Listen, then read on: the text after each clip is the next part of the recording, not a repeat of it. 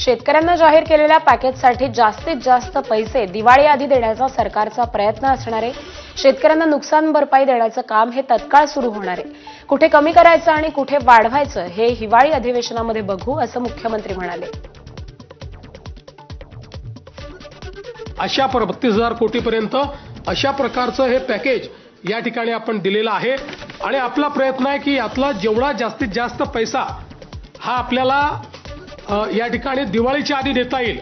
किमान क्रॉप कॉम्पेन्सेशनचे पैसे वगैरे जे काही आहेत हे जेवढे जास्तीत जास्त दिवाळी आधी पुश करता येतील।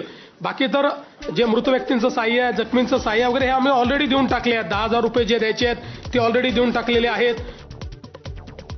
दरम्यान सरकारनं जाहीर केलेल्या मदतीवरून विरोधकांनी टीका केली आहे। सरकारनं शेतकऱ्यांच्या तोंडाला पानं पुसल्याची प्रतिक्रिया काँग्रेसच्या विजय वडेट्टीवार यांनी दिली आहे।